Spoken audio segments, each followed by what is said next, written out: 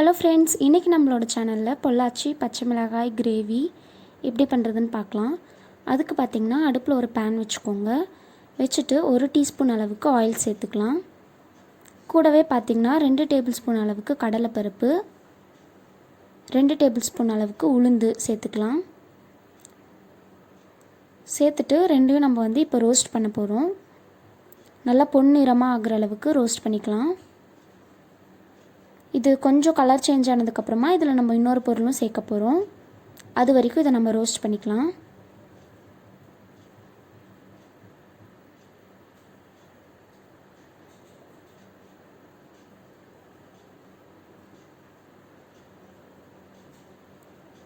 இப்போ பாருங்கள், கலர் லைட்டாக சேஞ்ச் ஆகிருக்கு. இந்த டைமில் 1 டேபிள் ஸ்பூன் அளவுக்கு வெந்தயம் சேர்த்துக்கலாம். வெந்தயம் சேர்த்துட்டு ஒரு நிமிஷம் மட்டும் இந்த மாதிரி லைட்டாக ரோஸ்ட் பண்ணிவிட்டு அடுப்பு ஆஃப் பண்ணிடுங்க. இது ஆறினதுக்கப்புறமா இதை ஒரு ஃபைன் பவுடராக அரைச்சி வச்சுக்கோங்க. இப்போது அடுப்பில் இன்னொரு பாத்திரம் வச்சுருக்கேன். இதில் கொஞ்சமாக எண்ணெய், கொஞ்சமாக நெய் சேர்த்துக்கலாம். சேர்த்துட்டு இதில் 1 டீஸ்பூன் அளவுக்கு கடலைப்பருப்பு, 1 டீஸ்பூன் அளவுக்கு உளுந்து, 1 டேபிள் ஸ்பூன் அளவுக்கு கடுகு எல்லாம் சேர்த்துக்கலாம். கூடவே பார்த்திங்கன்னா 1 டீஸ்பூன் அளவுக்கு சீரகம், கொஞ்சமாக கருவேப்பிலையும் சேர்த்துக்கலாம். நான் இன்றைக்கி பார்த்திங்கன்னா 10 பச்சை மிளகாய் எடுத்திருக்கேன். இதையும் நம்ம சேர்த்துட்டு இந்த மாதிரி நல்லா வதக்கிக்கலாம்.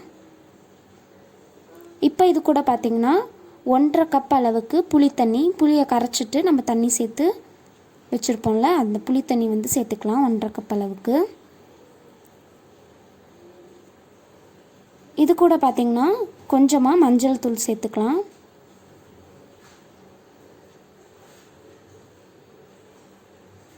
கூடவே தேவையான அளவு உப்பு சேர்த்துக்கலாம். இதுக்கு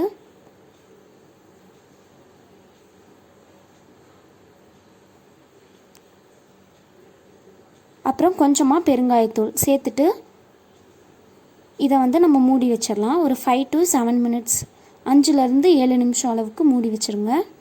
மீடியம் ஃப்ளேமில் அடுப்பை வச்சுக்கோங்க. இப்போது ஒரு 5லேருந்து 7 நிமிஷம் ஆயிடுச்சு. தண்ணி நல்லா கொதித்து கொஞ்சம் குறைஞ்சிருக்கு. இந்த டைமில் நம்ம அரைச்சி வச்சுருந்தோம்ல பவுடர், நான் அரைச்சி வச்ச பவுடர் எனக்கு 1/4 கப் அளவுக்கு வந்துச்சு. அதை கொஞ்சம் கொஞ்சமாக சேர்த்துட்டு நல்லா மிக்ஸ் பண்ணிடலாம். இது கூடவே கொஞ்சம் கொஞ்சமாக சேர்த்துட்டு நல்லா கட்டி இல்லாமல் மிக்ஸ் பண்ணிக்கோங்க. நீங்கள் வேணும்னா தண்ணியில் அதை கரைச்சிட்டு கூட இதில் சேர்த்துக்கலாம், ஈஸியாக இருக்கும் உங்களுக்கு. நான் அப்படியே தான் சேர்க்குறேன். சேர்த்துட்டு இந்த மாதிரி நல்லா மிக்ஸ் பண்ணி விடுங்க.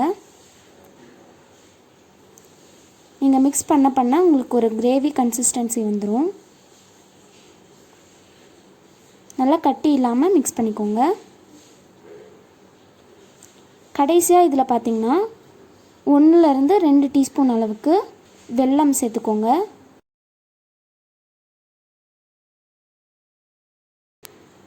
இது கொஞ்சம் ஸ்வீட்னஸ்க்காக சேர்த்துட்டு, உங்களுக்கு தண்ணி எக்ஸ்ட்ரா வேணும்னா சேர்த்து நல்லா கிரேவி கன்சிஸ்டன்சி வர அளவுக்கு இதை நல்லா கலந்து விடுங்க.